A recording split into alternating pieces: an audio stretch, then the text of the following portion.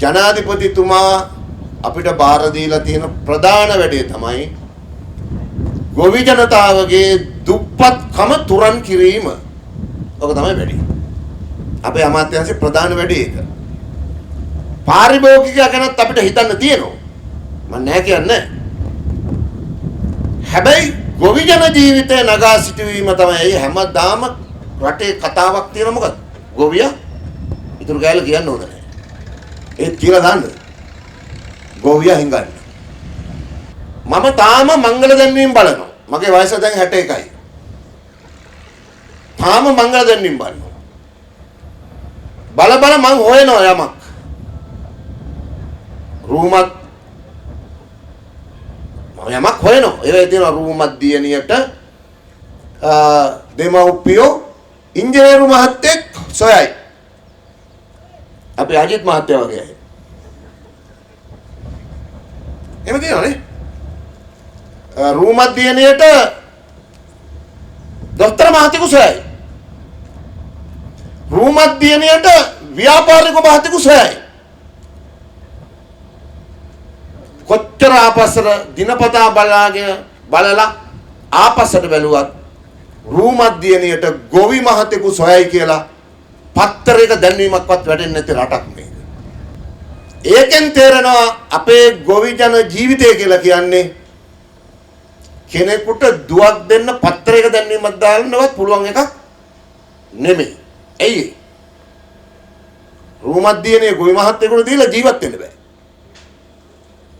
මෙහෙ ඉතින් ඔය ගම්වල ඒවා වෙනවා ඉතින්. ඒක වෙනම කතාවක්. කොහෙල බලන්න කොහෙ හරි තියනවද කියලා අහනවා. එක වෘත්තීන් තියෙනවා. ඉතින් ඒ නිසා අපේ වගකීම තමයි මොකද්ද? පත්තරයට අර දැන්වීම ගේන එක. රූමත් දිනේට ගොවි මහතෙකු දෙමව්පියෝ සොයයි කියන දැන්වීම පත්තරේ වැටෙන තැනට මේ ගොවි ජන ජීවිතය ශක්තිමත්ව නගා සිටුවන එක තමයි අපේ වගකීම. ඒක තමයි අපේ වගකීම. ලෝකෙ දියුණුවයි කියන රටවල් වල ගොවියෙක් කියලා කිව්වම මාර වටිනාකමක් තියෙනවා. දියුණු රටවල් වල. නමුත් අපි කියනවා අපි කුෂිකාර්මික රටකි. එහෙමද කියන්නේ? දුගන් කුෂිකාර්මික රටක්ලු. ගොවි ජන ජීවිතේ මුළුමනින්ම කඩාගෙන වැටලා තියෙනවා. ගොවි ජන ජීවිතේ නගා සිටවන එකත් එක්කම බැඳිලා තියෙන්නේ අපේ වාරි මාර්ගය. වාරි මාර්ගය නැතුව ගොවි ජන ජීවිතය නගා සිටවන්න බෑ. ඒක අපි ඉතිහාසයෙන් නම් දන්න දෙයක්. ඒ නිසා අපි ව්‍යාපෘතියක් පටන් ගත්තා. අපි එළියට දාපු පළවෙනි නම අපේ අමාත්‍යාංශයෙන්. වාරි මාර්ගය පදනම් කරගෙන වාරි මහිම අපේ උරුමය.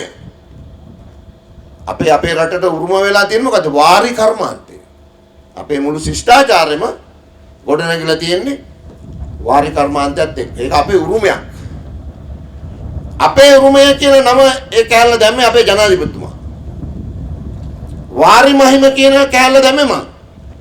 එක්කෙනාට කිව්වා නමත් හොයලා දීපල්ලා කියලා. එකෙක්වත් හරියට නමක් දුන්නේ නැහැ. ඉතින් ඒවත් එක්ක තමයි අපිට කාලගුණේ බලපෑම් තියෙනවා, වනසතුන්ගේ බලපෑම් තියෙනවා නේ. ඒකත් ලොකු ප්‍රශ්නයක්. අපි පිඟානට දාගෙන කනකොට ප්‍රශ්න තියෙනවා. තාම බෑනේ අපේ රටේ මිනිසුන්ට කන්න ඕන ටික විතරක් බෙදාගන්න. තාම බෑ. වනසත්තු හානි කරනවට වඩා අවසාන තැනදී අපේ රටේ ජනතාව හානි කරනවා ආහාර වලට. පිඟාන ඉතුරු වෙනවා. කා ගන්න බැරුව. කන්න ඕන ගාන බෙදා ගන්න දන්නේ නැහැ තාම. ඔක හොඳටම බලන්න පුළුවන් මගුල් ගෙවල් වල. රුපියල් 5000ක් 6000ක් දෙන්න වෙනවනේ. ඒතර කල්පනා කරනවා 5000ක් දෙනවා නම් 7000කවත් කන්න ඕනේ කියලා. ඉතින් 7000ක විතර බෙදා ගන්න ඕන. ජාතික ධනය. ළමයිට උගන්වන්න ඕන, ගෙදරට උගන්වන්න, වැඩිහිටියන් උගන්වන්න. ඉස්සර වැඩිහිටියෝ එහෙම කරනවා කෝට් අතේ තියන් හරි. අපි දැකලා තියෙනවා. හරි. කන්න පුළුවන් ගාන විතර බෙදාගෙන. ඔය මගේ කාර්ය මණ්ඩලය යනවා මගේ රියදුරු මල්ලි ඔය අපේ මාධ්‍යයකගේ කට්ටියට ඔක්කොම පුරුදු කරලා තියෙනවා. කන්න පුළුවන් ගාන විතරක් බෙදාගන්න. නැත්තම් කනවා මගේ. රිලවගෙන් ප්‍රශ්න ඇවිල්ලා, වඳුරගෙන් ප්‍රශ්න ඇවිල්ලා, අලින්ගෙන් ප්‍රශ්න ඇවිල්ලා. මේ සුළුසුළුගෙන්, ගම් වතුරෙන් මේ වාරි මාර්ග වලට ලංකාවේ වියදම් කරලා ඇති කෝටි ගණන්. ඉතිහාසෙ පුරා මේ ඔක්කොමලා මහන්සි වෙලා දුක් විඳලා අන්තිමට කන තැනදී වනසත්තුන්ගේ වෙනවට වඩා හානියක් ආහාර වලට අපේ රටේ සිද්ධ වෙනවා.